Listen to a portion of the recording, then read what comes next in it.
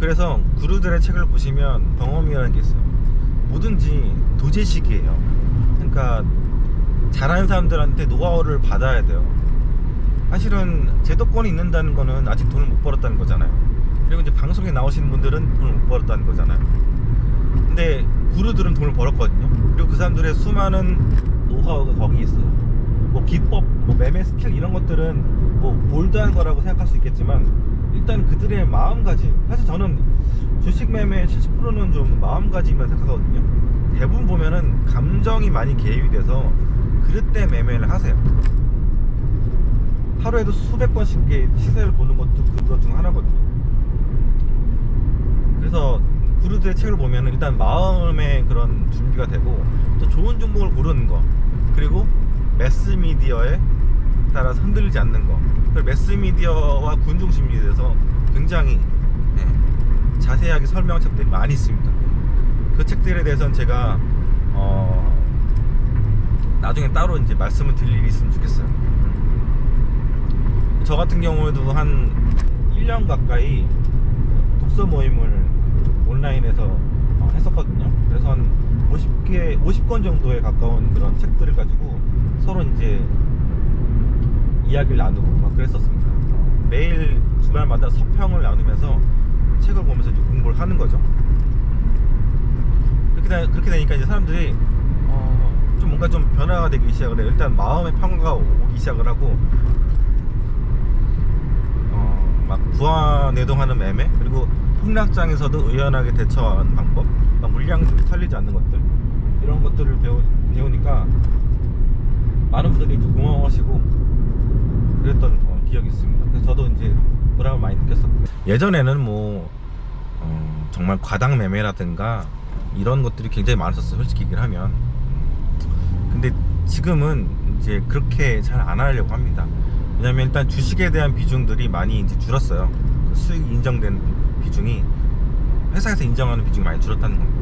그러다 보니까 증권사 직원들도 이제 주식보다는 금융상품 쪽으로 많이 이렇게 유도를 하고 있고요.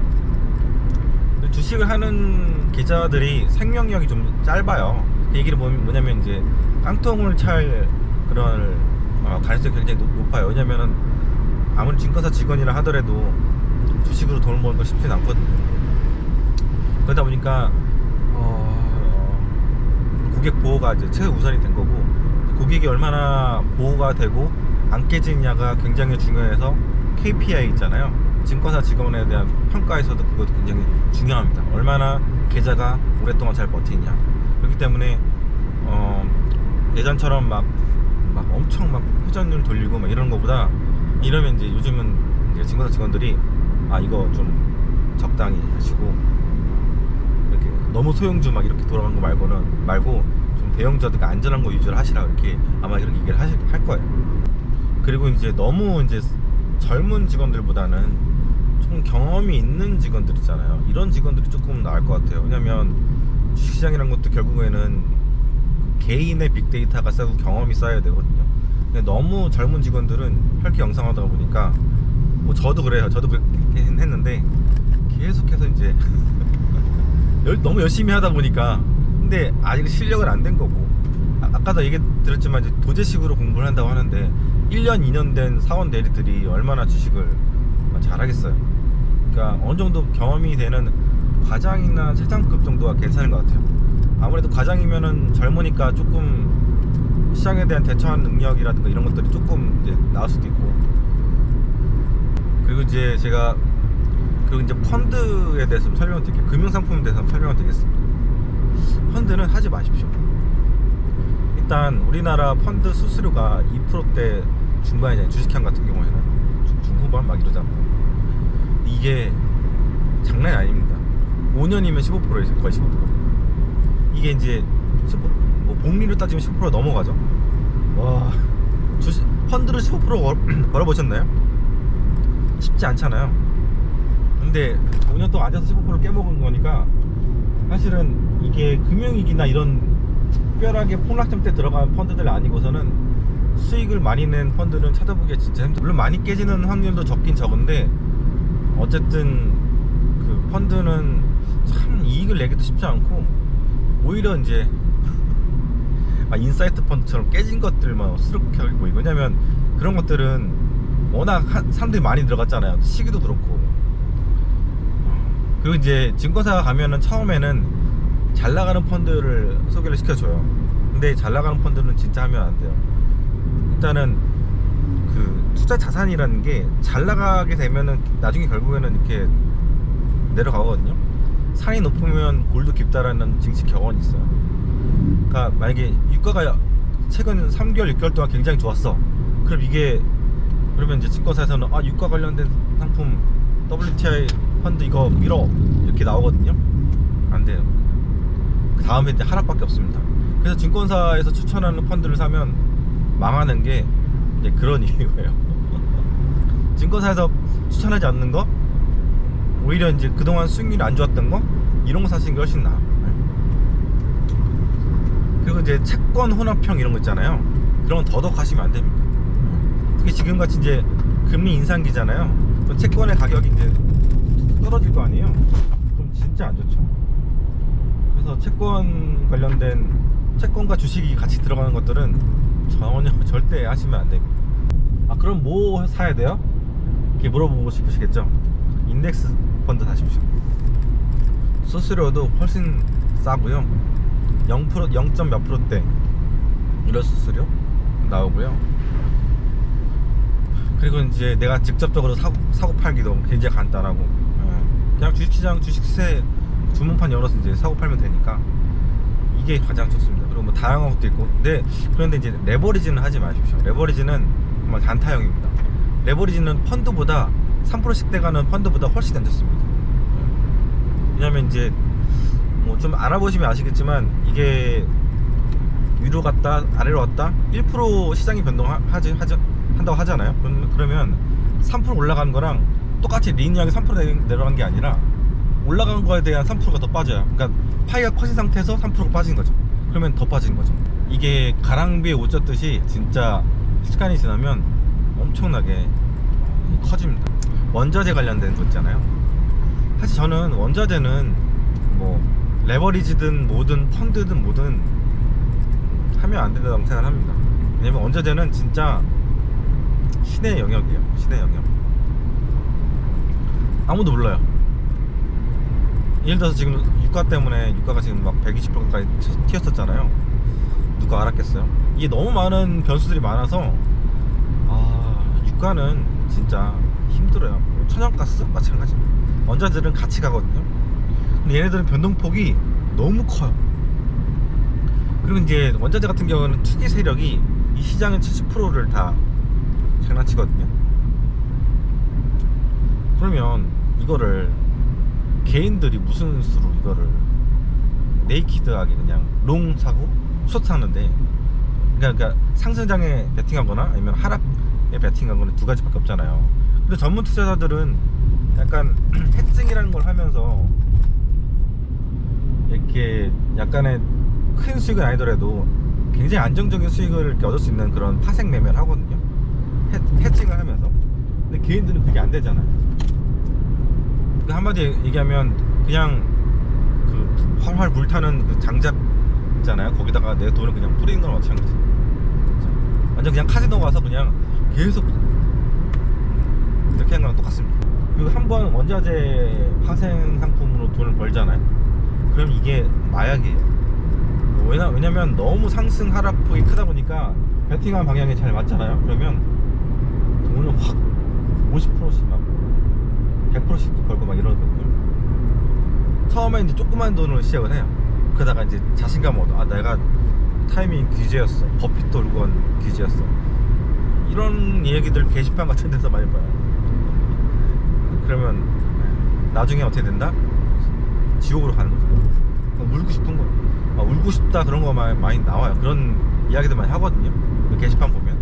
그리고 이제 ELS, DLS 있잖아요. DLS가 이제 원자재 같은 것들이 들어가는 거잖아요. 기초자산으로. ELS, DLS 하지 마십시오. 왜냐? 이 상품은 미국에 없어요. 왜 없냐? 위험한 상품이라 없어요. 소송 걸죠? 그러면 100% 소비자가 승리합니다. 그런데 한국은 소비자에 대한 보호가 굉장히 인색해요. 약간 금융권 편이에요. 예를 들어서 분쟁이 일어나잖아요. 그러면 은행이나 증권사가 이겨요. 이게 병원하고 비슷해. 병원도 의료 분쟁 나면 거의 병원이 승리하잖아요. 일단 증권사는 산에 변호사가 있어요. 아예 그 팀이 있어요. 법무팀이. 이기려고 안간힘을 펼치죠. 그 사람들은 엄청나게 많은 경험이 있는 사람들이고, 이 팀하고 집단으로 싸워서 이겨야 되는데, 개인들은 그냥 변호사 하나 사서 가끔씩 이제 카페 만들어서 싸우는데 되겠어요? 쪽수로 안 되지. 그래서 이제 ELS, DLS는 그렇게 좋은 상품이 아니에요. 그리고 낙인이라는 게 반드시 생겨요. 상승장에는 안 생기죠. 근데 장이라는 게 언제 빠질지 모르는 건데, 당연히 낙인 생기죠. 낙인 생기면 어떻게 돼요? 이제 상품 자체가 좀비가 돼서 이제 마지막까지 이제 질질질 3년을 가야 되는 그런 경우들이 많죠. 요즘같이 저금리 시대에는 기대 수익률도 낮잖아요. 그렇기 때문에 더 먹을 게 없어요. 그러면 이게 왜 하는 거 하는 이유가 없잖아요. 차라리 ETF 하는 게 낫지. 아니면 기초자산을 사든가. 물론 이제 ELS 사서 망하잖아요. DLS나 이런 거 망하면 나중에 기초자산을 사서 뭐 메꾸는 경우도 있는데, 사실 그것도 잘 안 돼요. 되는 경우가 있는데, 되는 경우는 진짜 땡큐죠. 근데 대부분 안 됩니다. 그리고 뭐 채권 같은 거 관심 있으신 분들 계시잖아요. 채권도 먹을 게 없잖아요. 솔직히 얘기해서 3%짜리 그쵸? 먹을 게 별로 없어서 저는 사실 추천을 안 드립니다. 채권도. 옛날엔 진짜 금리 막 4% 5% 할 때 막 8%씩 주는 그런 채권들도 있었어요. 그런 것들을 좀 채권하면 좀 할만한다 싶은데, 지금은 뭐 거의 제로 금리에서 조금 올라온 수준의 금리에서는 뭐 먹을 게 별로 없죠. 아무래도 이제 개인 투자자들이 가장 관심이 많은 종목이 이제 삼성전자잖아요. 저는 사실 삼성전자를 늘 이렇게 비추천드려요. 반도체 시황에 따라서 주가가 움직이거든요. 반도체 대세 상승기가 쫙 이렇게 보면은 얘도 이제 쫙 올라가요. 근데 연색하게 꼬꾸라지잖아요. 그러면 사상 최대 실적이어도 꼬꾸라집니다. 전망에 따라서 움직이거든요. 얘 같은 경우는. 근데 반도체 전망이라는 게 정말 최고 애널리스트들도 못 맞추는 게 전망이에요. 근데 이제 잘 아시겠지만 반도체 애널리스트들은 올해 연초 전망을 어떻게 썼냐면, 리서치 센터장도 마찬가지고, 올해는 견조한 반도체 수요에 따라서 견조한 흐름을 이뤄낼 것이다, 이렇게 썼거든요. 대부분 찾아보시면 모든 리서치의 추천 종목이 뭐였냐면 삼성전자였어요. 근데 지금 10만 전자 간다는 삼성전자가 지금 얼마예요? 그러니까 이게 반도체 시황이라는 게 베스트 애널도 못 맞추는 거고, 리서치 센터장, 경험이 30년 넘는 센터장들도 못 맞추는데, 개미들이 어떤 수를 이렇게 맞춰요? 스마트폰? 사실 스마트폰은 삼성전자가 점점점 힘을 잃고 있는 그런 사업 부문입니다. 점점점 점유율이 떨어지고 있고, 2012년인가 13년도에 전세계 1위를 차지하고 나서부터 그 뒤부터 계속해서 이제 점유율이 떨어지고 있어요. 이익도 줄고 있고 재미가 없습니다. 특히 이 부분 같은 경우에는 애플하고 중국의 여러 업체들, 화웨이, 샤오미, 오포, 비보 이런 애들한테 많이 뺏겼죠. 뭐 화웨이는 거의 이제 퇴출됐지만, 그러다 보니까 이제 스마트폰 때문에 삼성전자 주식이 오를 거야 이렇게 얘기하는 사람이 있으면 그거는 삼성전자 주식 잘 모르는 사람이고, 삼성전자가 이제 반도체, 그 스마트폰, 그리고 LCD 3개의 사업부가 제일 크고, 그냥 가전 사업부는 이게 조금 합니다. 5%도 안 되는 그런 매출 비중이니까, 그래서 이거는 의미가 없고, 가장 이익을 많이 만들어내는 이제 사업 부분이 이제 반도체거든요. 그러니까 반도체만 보면 돼요. 이제 스마트폰 같은 경우는 제 생각에는 점점 힘을 잃고 있는데, 지금 올해 이제 세계 1위에서 2위로 내려올 거거든요. 왜냐면 애플이 1위를 꿰찰 거예요. 그리고 2위에서 이제 한 5년 뒤면 한 5위권 정도까지 밀리지 않을까? 그런 생각이 들어요. 왜냐하면 애플이 너무 잘해요. 애플이 그 애플 실리콘 있잖아요. M1 반도체가 있잖아요. M1 반도체가 진짜 엄청난 반도체예요. 이게 인류의 모든 것을 바꿔가는 그런 반도체라고 볼 수도 있을 것 같아요. 일단 스마트폰을 처음 만든 애플이 인류 모든 이들의 인생, 삶의 라이프 스타일을 바꿨잖아요. 한국 같은 경우는 스마트폰 보급률이 99%예요. 엄청나죠.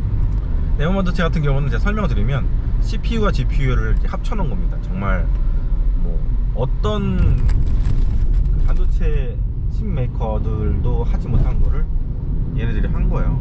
그러니까 정말 그냥 애플은 그냥 이쁘고 그냥 뭐 그런 것 때문에 인기 많은 거 아니야? 브랜드값 아니야? 하는데 그게 아니에요. 기술이. 그래서 이제 요즘에 엔비디아라든가 다른 뭐 퀄컴이라든가 인텔 같은 경우 특히 직격탄을 맞고 막 추락하는 이유가 애플 때문에. 특히 애플 같은 경우에는 M1 반도체로 만든 그 들어간 13인치짜리 노트북 있잖아요. 이게 대박이에요. 이거는 300만원짜리 그냥 인텔이 들어간 노트북 수준의 실력을 내요. 물론 화면이 좀 작긴 하지만. 애플 상품이, 그래서 애플 제품이 가성비가 좋다는 이야기 혹시 들어보셨나요? 진짜 그게 맞아요. 애플이 가성비가 지금 미친 거 봐요, 진짜. 게다가 지금 뭐가 있냐면 스마트폰 얘기 아까 하다 말았는데, 지금까지 노트북 얘기했었고, 스마트폰에도 정말 우월한 반도체가 들어갑니다. 그렇다 보니까 그렇게 되면 어떤 일이 일어나냐면 발열이 작아요. 발열. 사실 삼성 핸드폰 같은 경우에는 발열이 큰 문제가 됐었잖아요. 특히 갤럭시 7 같은 경우에는 발열 때문에 배터리 폭발되고, 그래서 중국 시장에서 거의 30% 가까이 먹던 시장을 잃어버리고 퇴출됐잖아요. 그래서 사실은 전세계 점유율이 확 떨어졌거든요.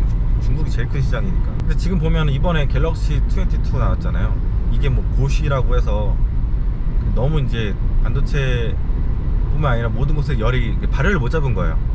발열을 못 잡으니까 인위적으로 소프트웨어에서 성능을 낮춰버린 거예요. 그럼 고스펙의 하드웨어로 제품을 만들었는데 이게 지금 제 성능을 못 내는 그런 상황이죠. 이건 어떻게 보면 소송감이거든요. 그러니까 광고는 엄청난 하드웨어 스펙을 가지고 막 자랑을 했는데, 애플을 능가한다 했는데 실제로는 고시라는 고스트 같은 그런 소프트웨어로 성능을 확 죽여버린 거니까 이거는 소비자를 기만한 거죠. 제가 볼 때는 소송이 여기저기 나올 가능성이 높아요. 네. 그러면 이 상품을 소비자들이 정말 좋아라고 살까요 말까요? 제가 볼 때는 막 이제 좀 있으면 1+1 행사 할 것 같거든요. 미국에서는. 근데 게다가 그런데 이제 애플이 그 우월한 반도체들을 이제 최신 기종, 최고 기종에 넣다가 지금은 이제 중가 핸드폰에도 넣고 있어요. 이게 뭐냐면 후발주자들 있잖아요. 그러니까 삼성이라든가 중국 업체들을 이제 다 씹어먹겠다는 거예요. 사실 발열을 못 잡는 거는 그 반도체 기술 자체의 문제도 있어요. 삼성 핸드폰에는 퀄컴 거하고, 그리고 이제 삼성에서 만든 자사 그 반도체 들어가거든요. 퀄컴 거는 이제 스냅드래곤이 들어가고, 그리고 엑시노스라고 해서 삼성 거는 이제 엑시노스가 들어가고. 근데 이게 둘 다 발열을 못 잡는 거예요. 일단은 미세 공정을 실패를 했고, 이제 설계 기술 자체가 이제 딸리는 거죠. 그렇다 보니까 이제 반도체에서 문제가 생긴 거고. 헤드예요, 헤드. 거기 들어가는 AP 반도체가 헤드인데, 헤드가 딸리면 뭐 아무리 팔다리가 좋아도 이게 괜찮겠어요? 안 되죠. 그러니까 점점 이 하드웨어가 고스펙이 될수록 미세 공정이라든가 설계 기능이 좋아져야 되는데, 삼성의 그 핸드폰에 들어가는 이런 AP들이 그게 안 되는 겁니다. 특히 이제 미세 공정 얘기가 나와서 말인데, TSMC 있잖아요. TSMC와 삼성전자의 미세 공정 얘기를 잘 보면 늘 이제 언론들은 삼성이 제일 중요한 광고주기 때문에 삼성 화이팅이에요. 삼성이 잘한다. 그런데 실상은 삼성이 TSMC한테 졌어요. 이미 지금 기술이 안 돼요. 그래서 3나노 공정 같은 경우에 가장 최신 기술이죠. 이거는 제가 볼 때는 TSMC는 이제 뭐 올해 내년에는 이제 만들면 성공할 것 같고, 양산에. 근데 삼성전자 같은 경우는 거의 10개 만들면 60%는 불량 나오거든요. 그러면 일단 고객사가 되게 싫어요. 왜냐면 받았는데 불량일 확률이 되게 높은 거죠. 그러면 짜증나는 거죠. 삼성 파운드리가 잘 되면 정말 지금 주가가 그래도 6, 7만원 선을 유지할 텐데, 그게 안 되니까 지금 주가가 빠진 거. 모든 게 이제 이 반도체에서부터 시작을 해서 이게 스마트폰으로 가고 다 이렇게 퍼진 거거든요. 노트북도 가고. 그 엔비디아 말씀을 드렸는데, 엔비디아는 이제 GPU 만드는